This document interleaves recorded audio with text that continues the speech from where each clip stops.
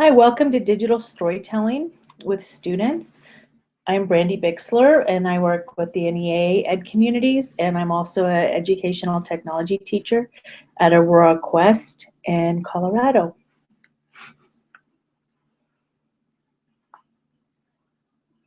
So I thought I'd start out today just by giving a brief description of what digital storytelling actually is. It's super simple. Digital storytelling is just a form of storytelling that includes media, images, audio, and video in any combination.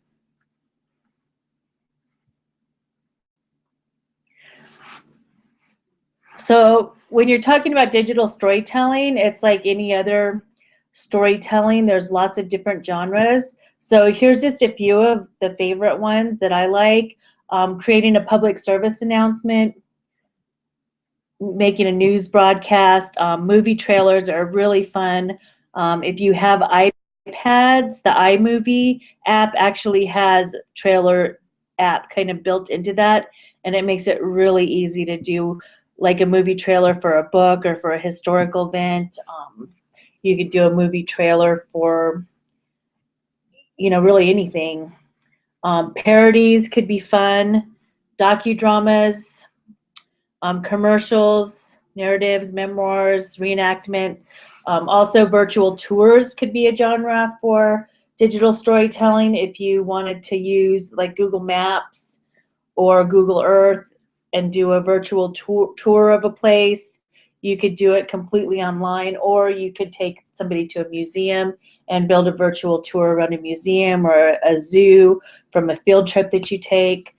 And you can also do reviews. So there's lots of videos on YouTube right now where people are just getting up and talking about stuff. My daughter loves these Shopkins reviews.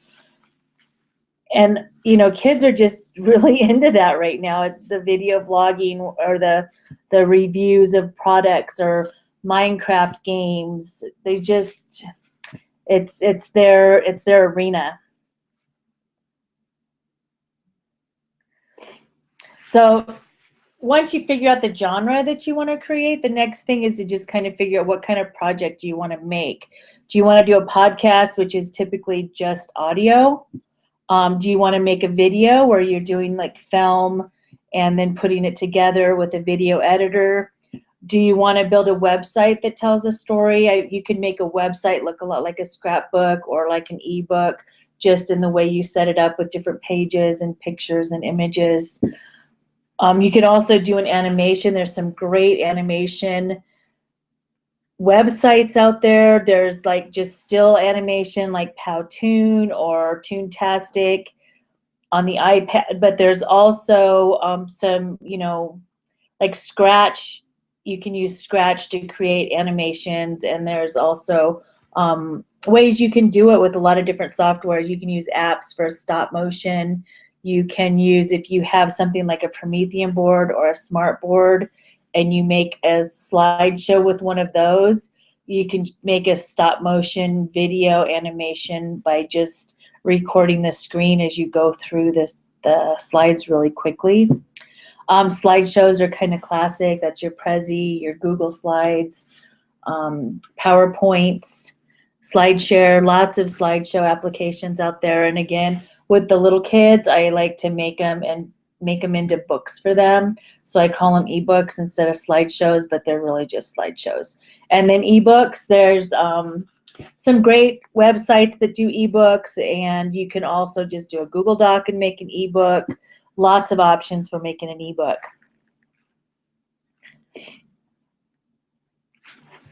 So once you decide what you're going to have in your project and what type of projects it's going to be, then you need to start really thinking about the media that you're going to collect.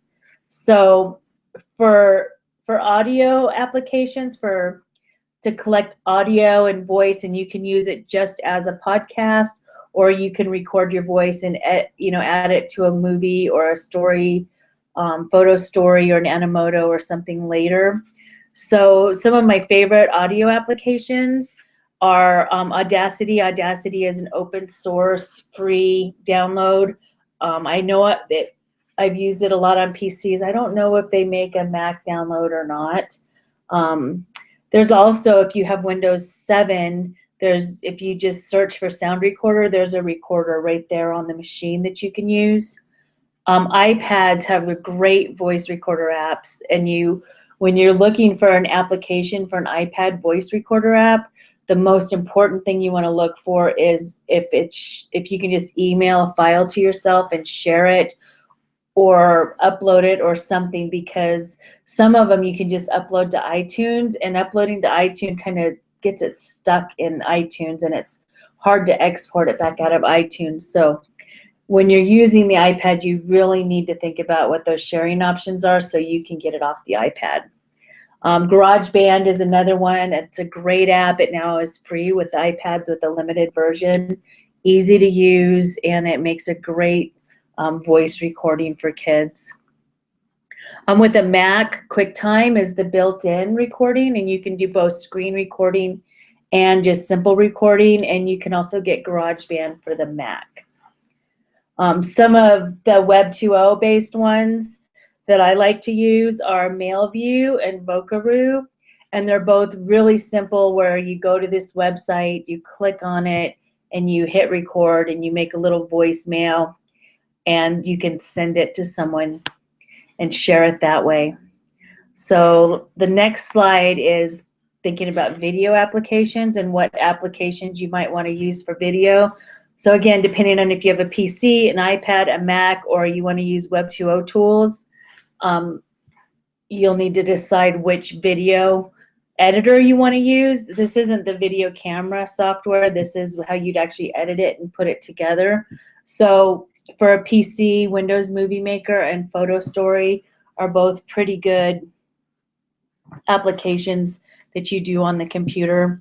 The iPad, again, iMovie, if you have iPads in your classroom, it's really simple to do everything on the iPad if you use iMovie and their video camera and GarageBand and kind of use them all together on the iPad. They work really well together.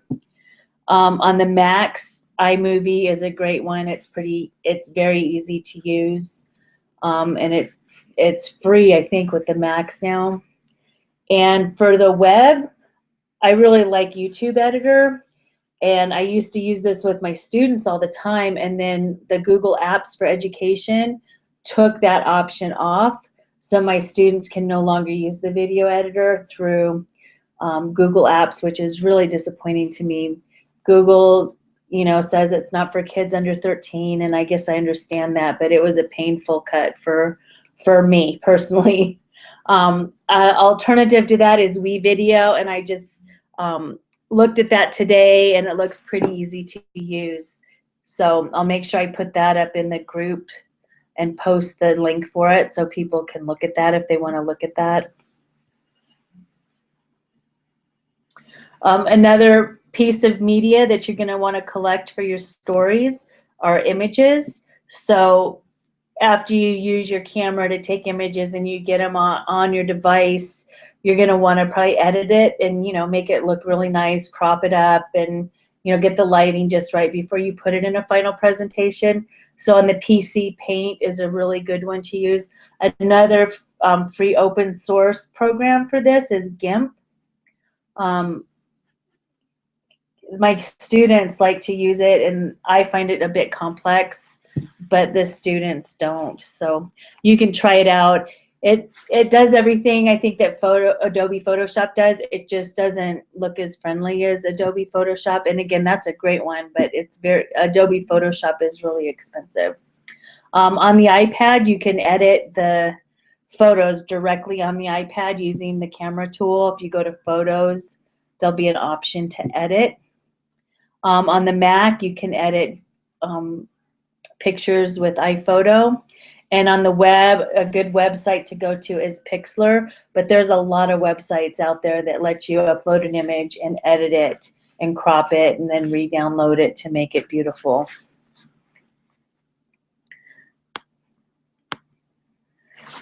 So once you've kind of collected all your pieces of media for digital storytelling,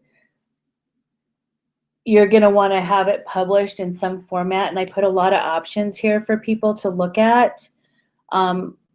you know, it's really important though, before you get to this step, that you've, you know, organized your resources. So if you're going to use audio and video and photos, you have a folder and you have everything named really well, and you've made this nice, easy collection so that when you go to create your project, it's all there for you, and it's just a matter of dragging it or uploading it into the proper place in your project. So some of my favorite publishing options are on the web, and they're just Web 2.0. And, you know, again, I really like Weebly for publishing things. It's a really simple drag and drop menu. It's actually a website application, but it's a great way for kids to tell a story, and it's really easy to use. And with your teacher account, you actually get several free student accounts. So if you just teach one class, you know, you'll have enough for your students. If you have more than one class, you might have to invite more teachers to get more or pay a little extra for it. Another one of my favorite publishing options is VoiceThread. If you haven't seen VoiceThread, again, I highly recommend you look at it. You have the option to upload an image, and then you have the option to give people a phone number to call in and record their voice, or to give people a web address so they can type in or record from a computer. So what's cool about VoiceThread is that you can have one slide and you can have all these people just talking about this slide. I saw one on the Holocaust one time that had, you know, Holocaust survivors calling in and just telling their story around this picture, this image of the Holocaust. It was a very powerful project. If you want to do some animation, Make Believe Comics is really good. Powtoon is fantastic. And anything on Google is really easy to use, and especially for younger kids, putting together a slideshow is pretty easy if they can log on to their account and you have Google apps in your district. If you're using an iPad, my two favorites are probably Educreation and Explain Everything. And they're both really good.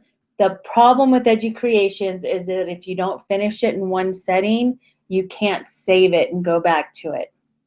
On Explain Everything, you can actually save it and go back to it. Another one of my favorites is Book Creator. Book Creator is an app, and you actually have to pay for that one, but you can make these beautiful books very simply. It's fun for little tiny kids, or, you know, ESL students, because they can actually, instead of writing a whole bunch, they can actually put a recording with their picture, and then they're able to actually get a link and share that with the public. I haven't used the Shutterfly app, but my teammate swears by it. She says it has a really good scrapbook making feature to it.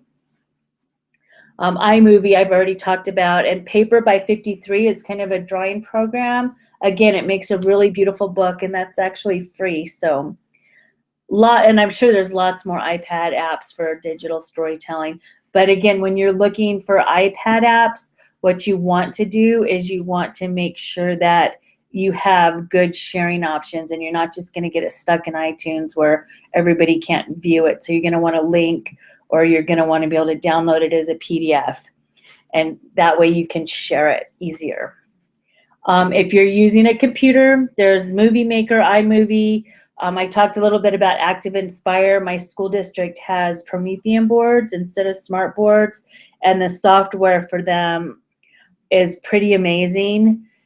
It's kind of a combination of a Photoshop and a PowerPoint, and you can make it so interactive and do so much stuff with it. Tux Paint is a free open source program where kids can get little pictures and little stamps and put their text out there. It's a lot like, I don't know if you've seen the ABC Paint or not. It's a lot like that, only it's on your computer, and it has a lot more pictures that you can download. Pivot Animation is a really simple animation program where you can do stick figure at stop motion. So you have a stick figure and you just move it a little at a time to do a longer video. And this last year, what I did was I did like all the exercises, the calisthenics that they did in PE. I took those exercise cards and I had the kids make pivot animations of all the exercises they're supposed to do in PE, and it was pretty funny. And then with the older kids, you can actually, I had them download it into YouTube editor, and then they could put music and sound and words to it. They can't do that on Movie Maker anymore, so, or on YouTube anymore. So I'm hoping that we can either do it in Windows Movie Maker or we can do it on WeVideo. I haven't looked at WeVideo enough.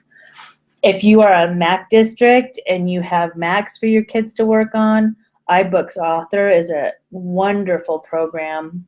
It's intuitive and it looks beautiful.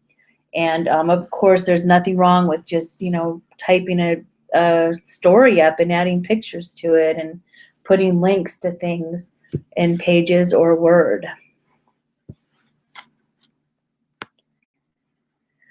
So that's kind of the overview of what you need to think about before you do the project, what tools you're going to use, what media you're going to use. The next, you know, before you do it, you want to really work on the process also. And this is kind of the basic process that you're going to go through with your students. And it's really hard when you put technology in front of kids to get them to slow down a little bit and actually make a plan and do a storyboard and write a script. I'm doing a family history class right now with my students, and they're 7th and 8th graders, and a lot of them just have jumped, you know, they jump right into the project and they start throwing all their media on these slides or on these prezzies, and they're not really thinking about the content of what they're putting into their project. So that's very challenging when you have technology in front of kids. If they have a pencil and a paper, they know how to sit down and write a story. But when you move into digital storytelling, you have to really work with them to understand that that front end piece is going to make their story really powerful instead of just report-like or with it just a bunch of flashing pictures all over the place. So for the proposal, what I've done is I've just taken a, you know, I just printed it out, a little form that they check off of what media do you need, what's the theme of your project, what tools are you going to use, what's your final project going to look like, and that's it. That's their proposal. It's very, very simple. And then the researching and exploring and learning piece for my family history project right now is just kind of ongoing. So I'm having them conduct interviews with family members. I'm having them, you know, look up their cultures in different countries and maps when people immigrate. I have a student from Japan, and they have a family emblem. So she's trying to really find her family's emblem and what that looks like. So this piece, this researching and exploring and learning, can take a lot of time, but it can also kind of be done in conjunction with, you know, writing your narrative. So maybe you want to start writing your narrative and you say, oh, I want to add this piece to my story, but I don't have enough information. So you're going to go back and look for more information. So getting that narrative so it's like a story, I think is a really, really important step, because that's going to be the difference between a report style PowerPoint project and a story that invokes emotion and really digs deep into something that you want to tell and share. After they create the narrative, what they're going to do then is they're going to kind of create a storyboard, which with my older kids is going to be as simple as just kind of putting page breaks in different sections and then putting in parentheses what they need to put with that piece of their narrative. So if they're talking about their grandfather and it's the opening, they might put in parentheses, you know, picture of my grandfather, and then later on, you know, marriage certificate of my grandparents, or whatever artifacts they have, but just kind of lay out in the text what they're going to put where. And that's it for my storyboard. That's something that's really great about technology, is that they have the power to add spaces and put notes in a different color and delete and backspace and rearrange all on one document. so they don't actually have to have like a narrative document and then create a separate storyboard document. If your students need more support with that sequencing piece, then you could absolutely have them create a storyboard that's just a basic grid and it goes through beginning, middle, and end. It's kind of up to you to decide where your kids are at with their storytelling ability and then scaffold them in these two places as much as necessary. So after they've done that script and that narrative, they should be gathering media and organizing it. And again, it's kind of gone back and forth with my students because I want them to, nail down parents and family members to help them collect some of this stuff. But they don't really know what they're going to need until they start telling their story. So after they tell their story, they're really going to be able to say, oh, I need something that illustrates this point in my picture, this piece of time that I want to tell.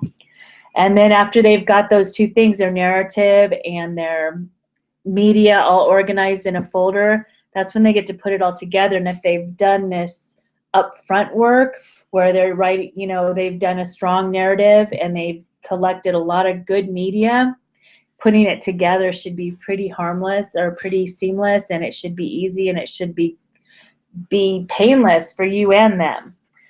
That's just the technical piece of how do you copy and paste or how do you import, export stuff, and that's the easy part. So once they put it all together, they need to rehearse it, fix it up, edit it, finish that whole writing process, and then it'll be time to share and publish.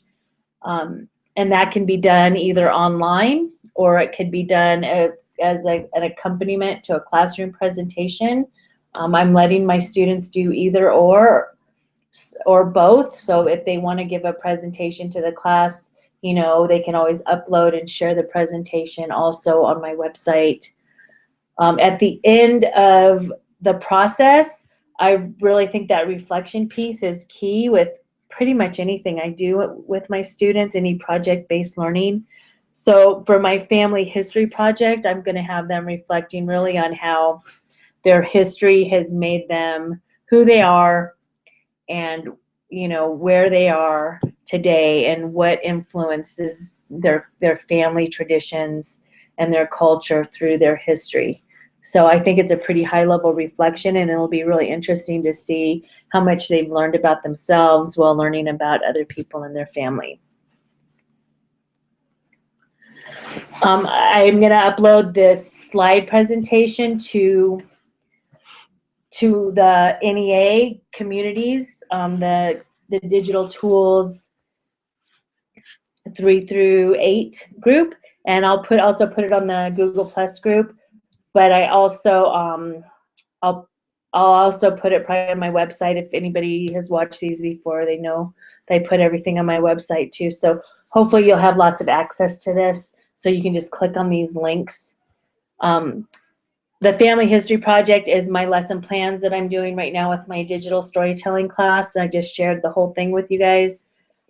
Scholastic has a great cultural project where it gives you, black lines if you want them, and it gives you the full lesson plan for doing like a cultural study with students, and it's laid out really well. There's also, if you've never done a web quest before, web quests are a great way to kind of introduce this whole process and walk kids through it. So there's a web quest that I found on Legends, Myths, and Fairy Tales that starts out with what is a fairy tale, what is a legend, and it really walks them through that whole digital storytelling process. And I found another one that is on public service announcements. The public service announcements one is more for high school, and the Legends, Myths, and Fairy Tales is for upper middle school, or upper elementary school. My project I'm doing with middle school and the Scholastic, I would say, is upper elementary to middle schoolish kind of project, but you can always up the ante with the high school kids. All right, so there's a couple other really good resources for digital storytelling. Kathy Schrock's Guide to Everything. She really does have a guide to everything. Her website has a section on digital storytelling that she just has lots and lots of links and lots of ideas. and she covers iPads and computers. So whatever tool you have, you'll be able to find a lot of good information on her website. And then there's also the Center for Digital Storytelling, which talks a lot about the process and the benefits of digital storytelling. And I know Kathy Schrock's guide has like student examples up there. I'm pretty sure the Center for Digital Storytelling has some of that too. I always like to see student samples. So that's it for my presentation. If you have questions or you want to follow up, please post in the NEA Edcommunities group or post on the Google event page, and I'll get back to you, and hopefully we can have an online discussion afterwards, and I can hear about all the wonderful things you guys are doing with digital storytelling too. Thank you very much.